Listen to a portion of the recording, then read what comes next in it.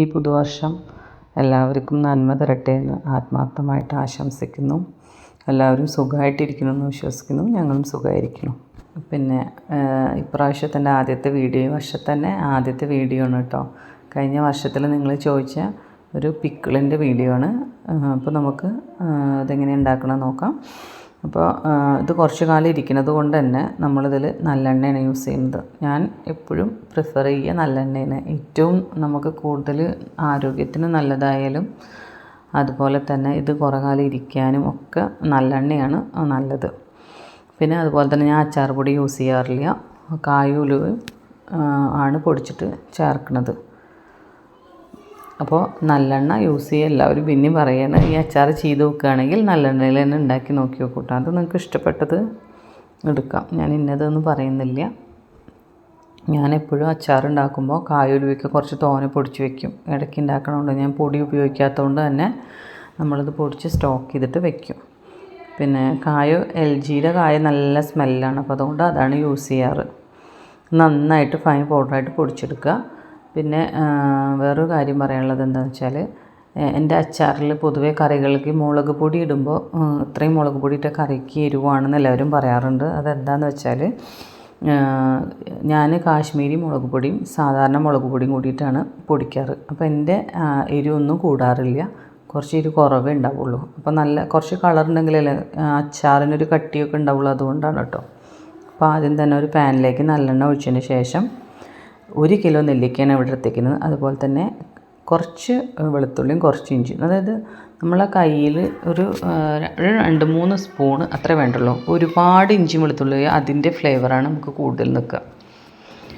കുറച്ച് ഉപ്പിട്ടിട്ട് തൊലി പൊട്ടണ വരെ ഒന്ന് വാട്ടിയെടുക്കാം. അതിനുശേഷം ഒരു 4 ടേബിൾ സ്പൂണ് മുളക് പൊടി, അത് എണ്ണ ഒഴിച്ചിട്ട്, വെളിച്ചെണ്ണ അല്ല കേട്ടോ, നല്ലെണ്ണ ഒഴിച്ചിട്ട് അതിലൊന്ന് മൂപ്പിച്ചെടുക്കുക. മൂത്ത് വന്നതിന് ശേഷം, അപ്പോൾ നമ്മളിങ്ങനെ ചെയ്യുമ്പോൾ ഒന്ന് സിമ്മിലിട്ടുള്ളൂ കേട്ടോ. പെട്ടെന്ന് തന്നെ കരിഞ്ഞു പോകും, അല്ലെങ്കിൽ ഓഫാക്കിയാൽ മതി. അതിന് ശേഷം 2 ചെറിയ സ്പൂണിന് കായും ഉലുവയും കൂടി പൊടിച്ച പൊടി 2 സ്പൂൺ ഇട്ടതിന് ശേഷം ഒന്ന് ഇളക്കി കൊടുക്കുക. അതിന് ശേഷം നമ്മുടെ ഈ വാട്ടി വെച്ചിരിക്കുന്ന നെല്ലിക്കയും കൂടി അതിലിട്ടിട്ട് ഒന്ന് ഇളക്കി കൊടുക്കുക. ജസ്റ്റ് ഒന്ന് ഇളക്കി കൊടുക്കുക. അപ്പോൾ ഈ ഒരു പാകമാവുന്ന സമയത്ത് നമുക്ക് കണ്ടില്ലേ, ഇപ്പോൾ ഇതിലേക്ക് ഇതൊന്ന് കുറുകി സെറ്റാവേണ്ട കാര്യമുള്ളൂ. ഇതൊന്ന് അതിൽ പിടിക്കുമെന്ന്. നമ്മളിപ്പോൾ തീയൊക്കെ ഓഫ് ചെയ്തിരിക്കണം കേട്ടോ. എന്നിട്ട് ഒന്ന് ജസ്റ്റ് ഒന്ന് ഇളക്കി കൊടുക്കുക. അതിന് ശേഷം നമുക്ക് കുറച്ച് വിനീഗർ ഒഴിച്ച് കൊടുക്കാം. വിനീഗർ എന്തിനാണെന്ന് വെച്ചാൽ ഇത് കേട് വരാണ്ടിരിക്കാൻ വേണ്ടിയിട്ടാണ്. അപ്പോൾ നിങ്ങൾക്ക് ഇഷ്ടപ്പെട്ട വിനീഗർ ഒഴിക്കും. ഇപ്പോൾ ആപ്പിൾ സിഡർ അതിലും കുഴപ്പമൊന്നുമില്ല. ഒഴിച്ചിട്ട് ഒന്ന് ചൂടാറിയതിന് ശേഷം നിങ്ങൾ എപ്പോഴും പൊട്ടണ ഒരു കുപ്പിയിൽ ഇട്ട് വയ്ക്കുക. ഇനി വേറൊരു കാര്യം പറയാനുള്ളത്, ഈ അച്ചാർ ഉണ്ടാക്കി കഴിഞ്ഞിട്ടുണ്ടെങ്കിൽ കുറച്ച് എണ്ണ, നല്ലെണ്ണ ഇതിൽ തന്നെ ചൂടാക്കിയിട്ട് അച്ചാറിൻ്റെ മീതെ നിൽക്കുന്ന രീതിയിൽ വയ്ക്കുക. നിങ്ങൾ കുറേ കാലത്തേക്ക് ഉണ്ടാക്കി വെക്കുകയാണെങ്കിൽ അങ്ങനെ വെച്ചാൽ തീരെ കേടുവരില്ല. അതല്ല എന്നുണ്ടെങ്കിൽ നല്ലൊരു കോട്ടൻ്റെ മുണ്ട്, നല്ല അത്യാവശ്യം വൃത്തിയിൽ നല്ല തിരുമ്പി ഉണങ്ങിയ സാധനം നമ്മൾ ഈ നല്ലെണ്ണയിൽ, ചൂടാക്കിയ നല്ലെണ്ണയിൽ മുക്കിയിട്ട് ഈ നെല്ലിക്കയുടെ മേലിട്ടുണ്ടെങ്കിലും നമുക്കത് തീരെ കേടുവരില്ല കേട്ടോ.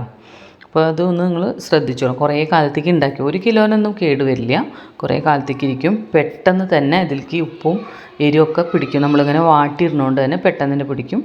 അപ്പോൾ എപ്പോഴും പറയുന്ന പോലെ കാണാൻ നല്ല ഭംഗിയുള്ളതുപോലെ കഴിക്കാനും നല്ല ടേസ്റ്റാണിത്. ഇത് ഉണ്ടാക്കി നോക്കാത്തവരാണെങ്കിൽ ഒരു പ്രാവശ്യം ഉണ്ടാക്കി നോക്കണം. ഉണ്ടാക്കി നോക്കിയിട്ട് നിങ്ങൾക്ക് ഇഷ്ടമാവുകയാണെങ്കിൽ നിങ്ങളത് കമൻറ്റിലൂടെ പറയണം കേട്ടോ.